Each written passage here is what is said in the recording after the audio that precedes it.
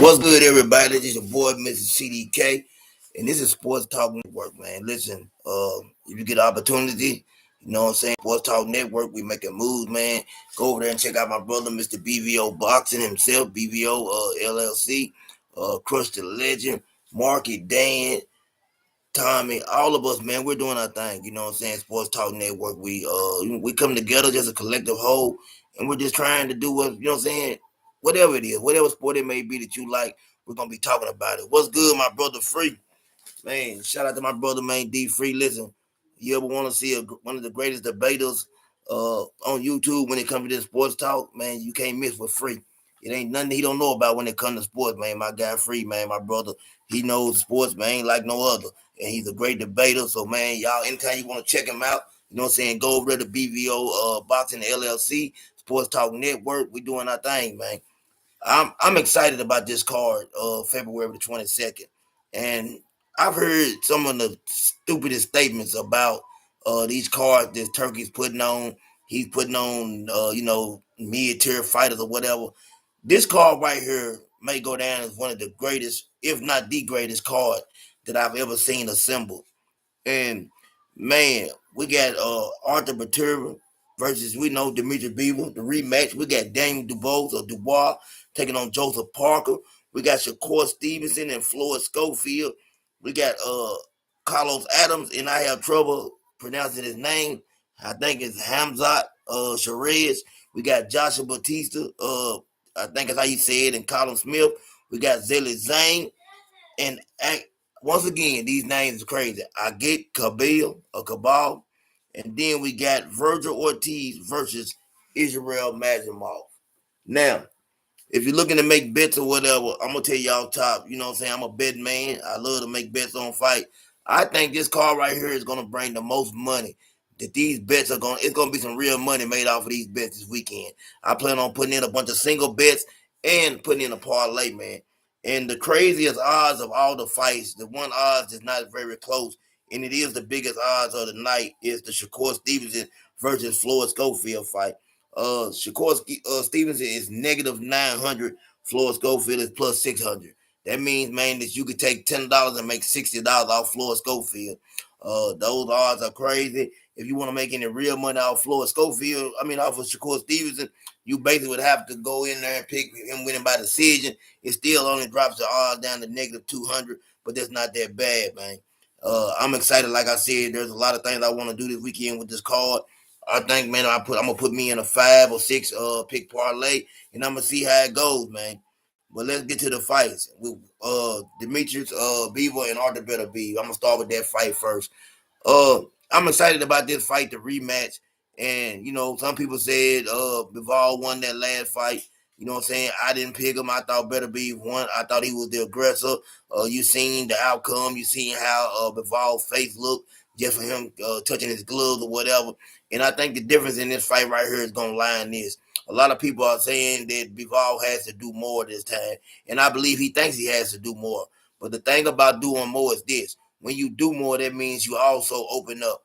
And what I'm thinking is going to happen in the fight, I think that Bivol will come out. He will try to be aggressive, and I see him getting caught. I see Bivol getting caught, and I'm actually going to pick Better Beef this time by knockout.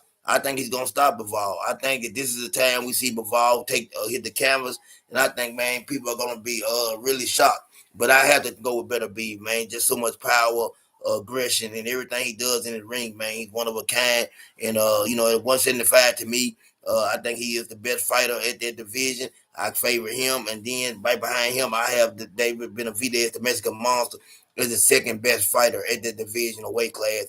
And I would love to see those two guys clash. And I think we're gonna get that fight. I think we're gonna be able to see those two guys get in the ring real soon. And man, I think that's a 50-50 fight just because of the age difference. I think Arthur's up in age; he's almost 40 years old, and I don't know how many more times he can get in there and keep on performing at this type of rate. But I think David Benavidez and Arthur Terrible would be a great fight, man. And I just can't wait for this fight. Like I said, I got Arthur this weekend. Like I said, Shakur Stevenson and Floyd Schofield, the odds on this fight, negative 900 to plus 600 is the biggest odds of the night. And for reason being, man, we all know, listen, Floyd Schofield is going out there daring to be great, man. This young man is daring to be great. Let's take our hats off to that man. You understand what I'm saying? Because he's going out there trying to do something, man. He ain't scared. He trying to prove a point. You know, I don't care what nobody say. People can say he's a mini Sean Porter, this, that, whatever, and the other. But he's going out there trying to do something. He's getting in there with a guy, man, that is a technician in the ring. Shakur Stevenson, man, we know what his defense, we know what he brings to the table, and that's why the odds are so crazy, like that -900 to +600. And like I said, the only way you're gonna be able to even make it seem right by putting some money on Shakur Stevenson, you would have to pick by decision. I don't see Shakur Stevenson getting a stoppage in this fight. He don't get a lot of stops, but I do see him being victorious. And I think the difference is gonna be the skill level. We know that Shakur Stevenson inexperienced. Don't let me say skill level. I'm gonna say experience. I believe the experience of Shakur Stevenson will carry him through this fight. I think that the skill level, you know what I'm saying, is great and what he brings to the table. I like the way Schofield fights. He's aggressive. He's mean in there. But I just don't think that he's ready just yet. He needs a little more season. But the thing about this, guess what's gonna happen? He gonna realize he needs a little more season, and he gonna get it. The next time Schofield comes out after this fight, I think he's gonna be a much better fighter. I think that the experience he gonna get from the fight, man, hey, it's gonna make him be a lot better, leaps and bounds better. Schofield, man, to me, you know what I'm saying. When I think about the younger fighters, I have him and Abdullah Mason as my two best young fighters. I think that fight right there would be a great fight, man. I would love to see those two guys get in the ring, man, and do their thing. You know what I'm saying? Later on down the line. But hey, he's stepping up. Shout out to Floyd Schofield and his father, man, for not being scared. It wasn't about a payday, man. You understand? Payday is gonna come and go. But man, with the experience he gonna get from this fight, it's gonna bring many more great paydays. That's how I see that playing out. Now, Zilly Zane is taking on a guy, man. Listen, and he's another name. These guys had these crazy names. Ajit, Cabal. What's good, man? How you doing? You know what I'm saying? I'm excited about this fight with Zane. And this is one of those fights where this guy's undefeated, you know what I'm saying? He's 6'3". I get Cabal or Kabil, however you pronounce his name. Y'all know better than I do, man. You know what I'm saying? So, but y'all, I have trouble pronouncing these names. But this guy has 25 wins, 0 losses, and 17 KOs. He even had a fight. He beat Derek Chisora early in his career, and he stopped one of my favorite heavyweights, man. I believe, yeah, he beat Frank Sanchez. I thought Frank Sanchez was an elite fighter. I had him on I had him in my top 5 on the heavyweight list, and this guy came and showed up and showed out. I didn't see that happening. Frank Sanchez to me is still a really good fighter, but this guy is good. Like I said, Zilli Zhang is 6'6", man. He's a big guy. But the thing I have a problem with him is his age. He's 41 years old, folks. 41. Father Time is undefeated. And I believe that right now we might see this age catch up with him. I'm gonna definitely have to go with Kabil. I'm gonna say his name Kabil, but let's pronounce it like that. Or Cabal. I'm going to go with him. I think he gets a stoppage. I think, man, that this guy's on the road. Uh, I even think he's a future world champion. You know what I'm saying? I'm gonna go as far as saying I believe he could be a future world champion, and I can't wait to see what's next for him. After this fight right here, I think he'll be in line for a title shot, and definitely a title shot. And I think he's gonna be facing none other than Daniel Dubois or do both. Like I told you, these names are different, man. They ain't got American names. So Daniel is facing Joseph Parker on this card. Another good fight. Joseph Parker moves around the ring real well. He's fast, agile for a heavyweight. But I just think, man, right now is Daniel's time. Daniel is on a mission. He's showing up and he's showing out. We seen what he done to Anthony Joshua in the last fight. And I love, man, what I see from that guy, man. That young man is aggressive. And I'm not going to lie to you. People can say what they want to, and we can keep on saying it, man, and saying it and saying it. I believe that he got robbed against Alexander Usyk. I believe that he beat him. I think that was a body blow, not a low blow. And I believe he got robbed. You know what I'm saying? We could be looking at this thing in a whole different light right now. We could be talking about him as the undisputed world champion. You understand what I'm saying? Daniel gonna get another opportunity to face Alexander Usyk again. I believe from what I'm hearing. I think Usyk said he would love the winner of this fight. So let's see how this plays out. I think Daniel has a lot to prove, and I don't even know to this day how he lost to Joe Joyce. But I guess being young and sometimes the way he fights, man, Sometimes it can go against you. You know what I'm saying? When you go out there and fight like he does, you're real aggressive. At times you're gonna get hit with some good shots. And Joe Joyce was able to catch him in between punches and you know what I'm saying, swell his eye up and make them have to stop the fight. I think he learned a lot from that fight. And ever since then, man, this guy's been on the road outside of, the little loss to Usyk, which I felt like should have been a victory. He's been on the real road. So let's see how that plays out. Now, another fight is coming up. Virgil Ortiz, man, and Madrimov. Now, the odds on this fight have changed, folks. This is crazy. Uh, Virgil Ortiz, you know what I'm saying, is now the favorite. At first, I believe when I was looking at it, I kept looking. I think Madrimov might have been, you know what I'm saying, the favorite. But I'm happy about this, you know what I'm saying? Virgil Ortiz, I think, what is he, a plus? No, he's a negative 110, and Madrimov is plus 100. Plus 100 means $10, you can make $10, you know what I'm saying? You can double your money up. I think, man, that Madrimov going to go out there and put on the best performance of the night. I think Virgil Ortiz is flat-footed, slow, one-dimensional. If you ask me, comes straight forward. He doesn't bring a lot to the table. You know what I'm saying? That's just how I feel about him.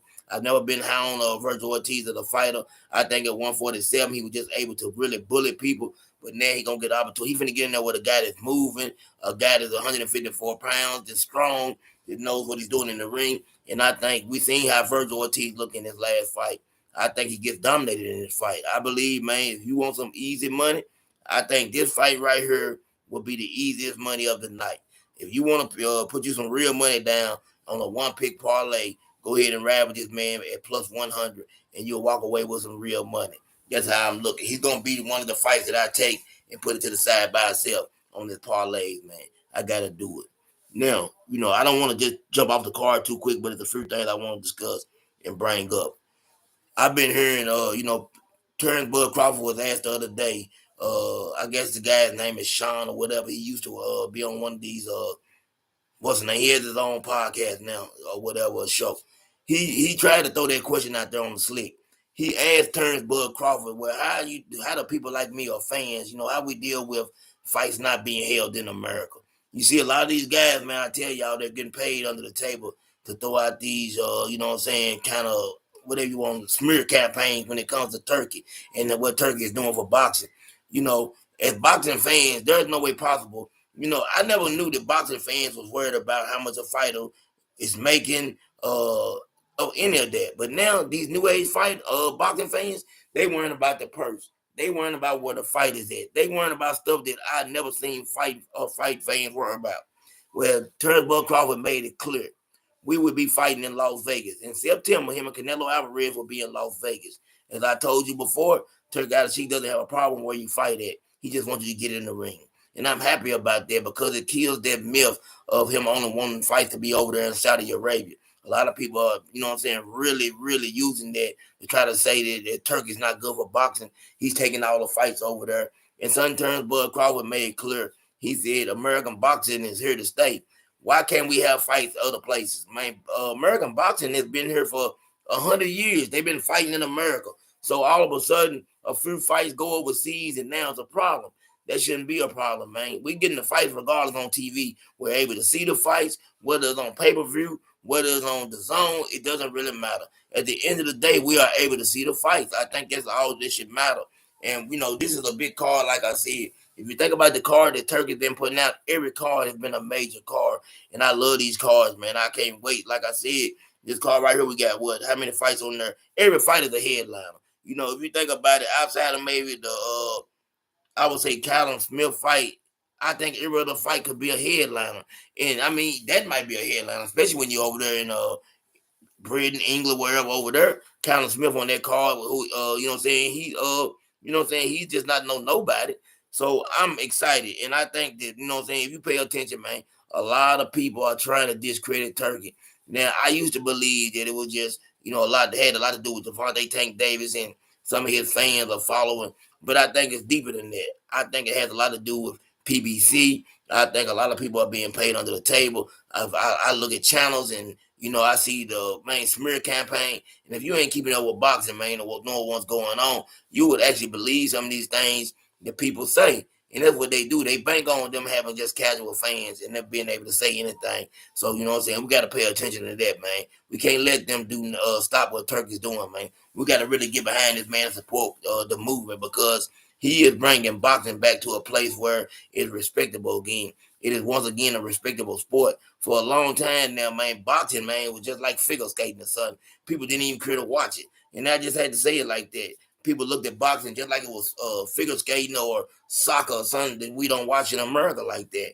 But boxing is back, man. It's back, and you can see the pay-per-view numbers are starting to get better again. We have some real stars in boxing, man. We have Devontae Tank Davis.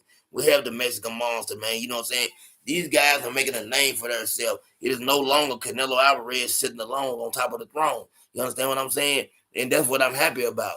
We needed more fighters to come to the forefront. We needed more people to step up. We needed other names for people to start talking about. So that's why when I look at Tank, man, I'm so excited and happy for Tank.